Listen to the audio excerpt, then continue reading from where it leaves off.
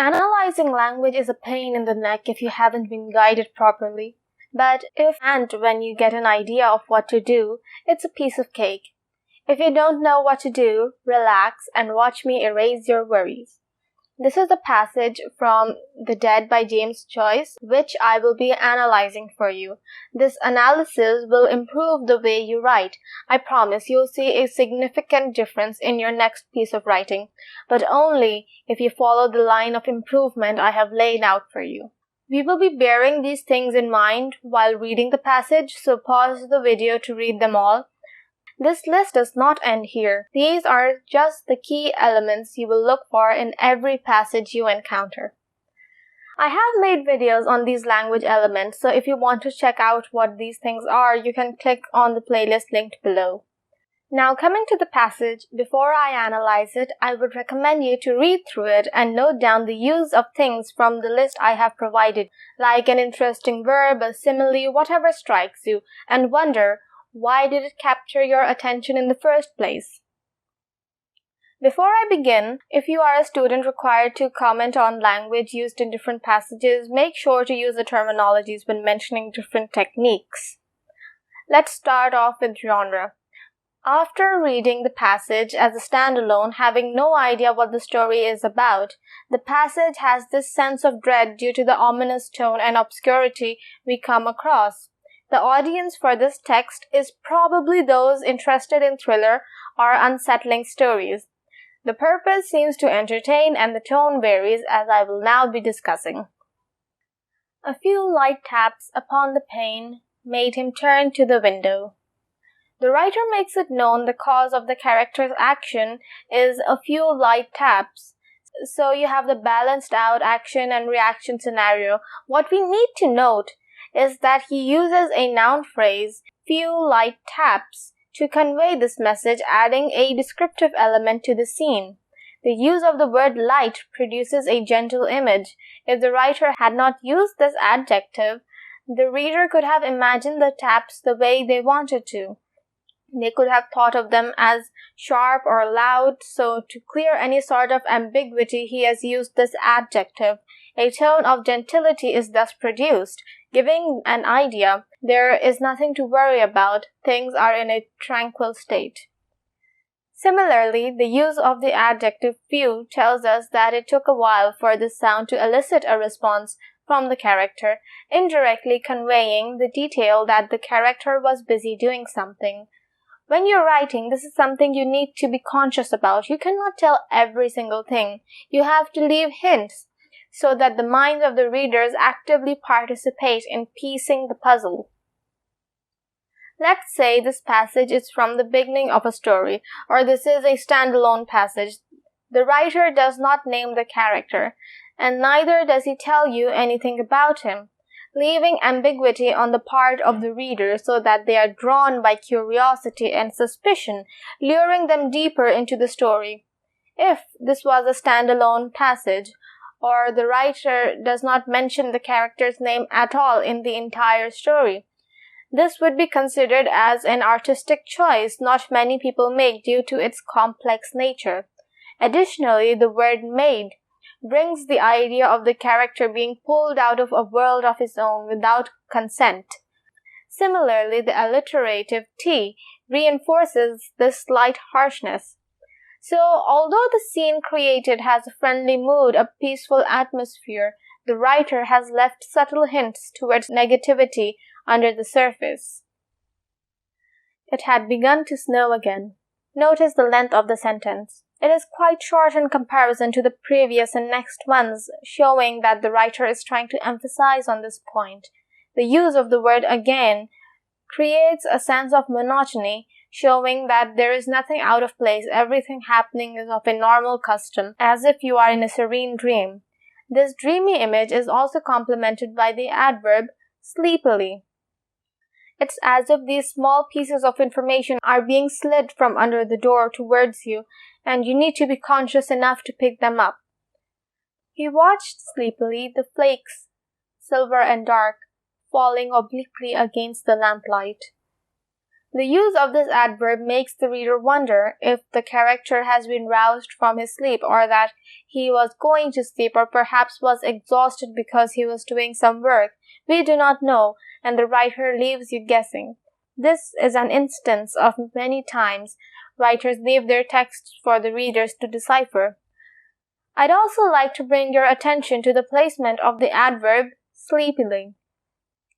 The writer could have written, he sleepily watched the flakes, or he watched the flakes sleepily, but these two placements are very common, and the reason the writer makes the placement unusual may be to bring your attention to this detail. The placement of the commas is also very interesting, as the writer does not say the silver and dark flakes. He says the flakes, silver and dark, adopting a different manner of spicing the text with adjectives instead of sticking to the same old boring fashion. This is why this type of writing engages the reader.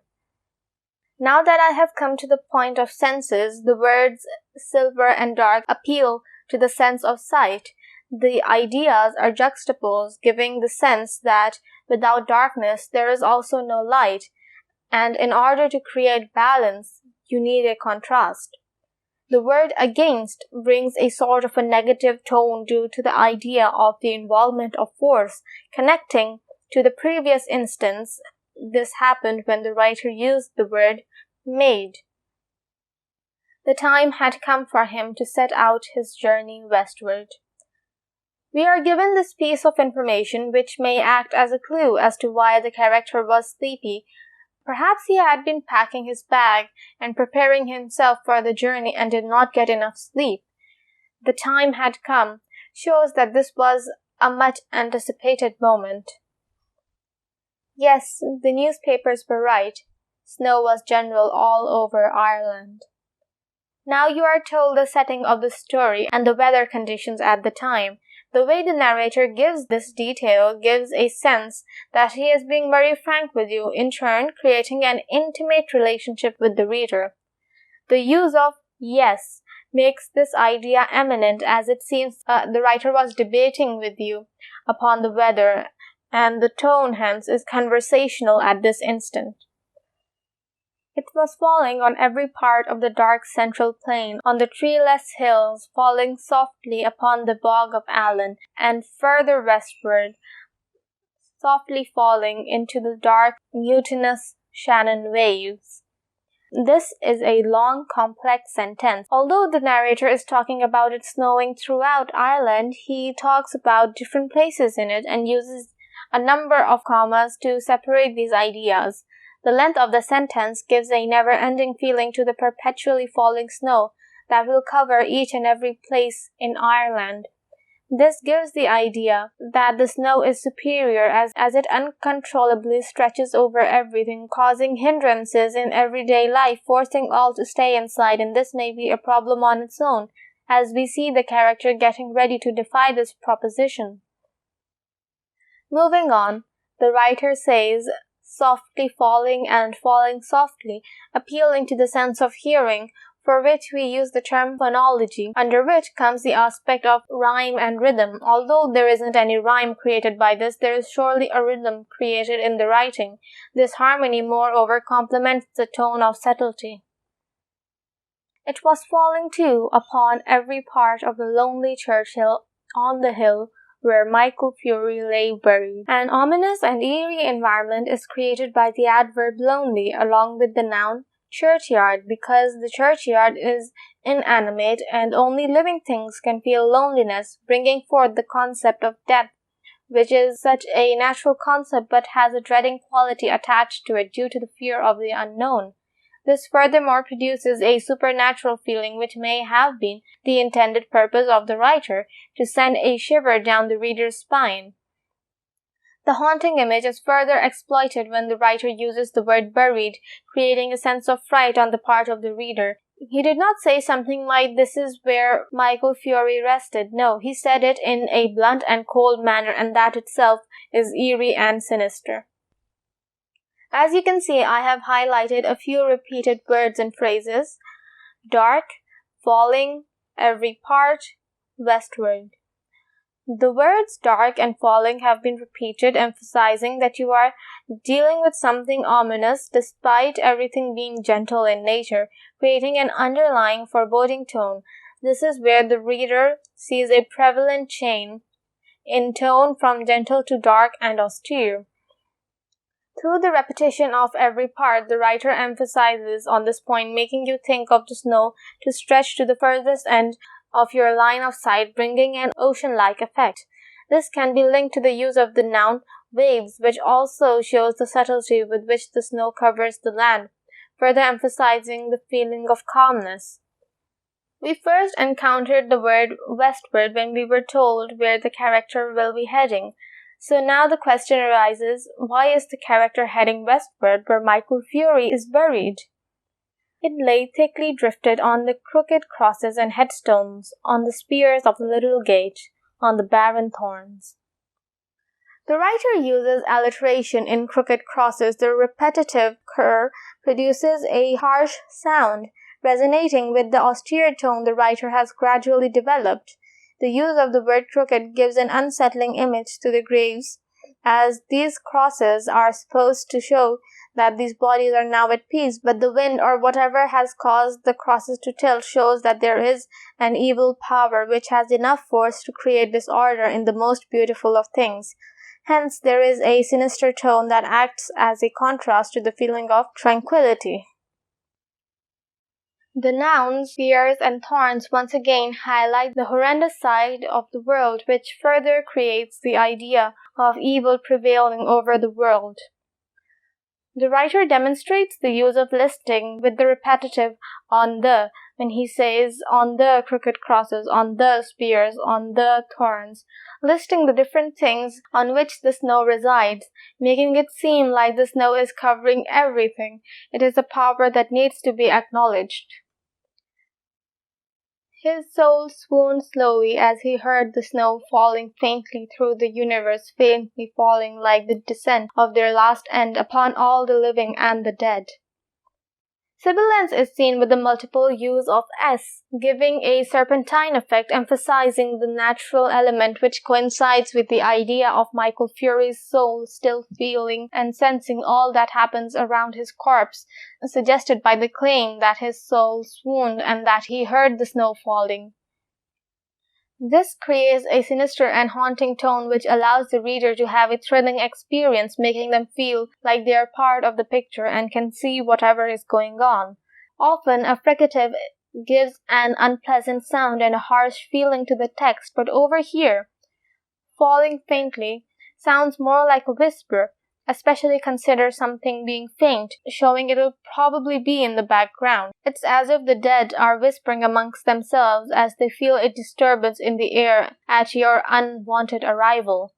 You can also take this fricative in another manner. If you read the F's in a less soft manner, you may see they give an unpleasant sound which produces a harsh effect as if Michael Fury's soul, which is an abstract noun, is in pain of some sort, and the softness with which the snow faintly falls is a sort of mockery of his death. This mockery could be symbolized by the fact the writer once again used the swapping technique he used before, now in falling faintly and faintly falling, indicating how Michael Fury's death is being exploited for the audience's entertainment.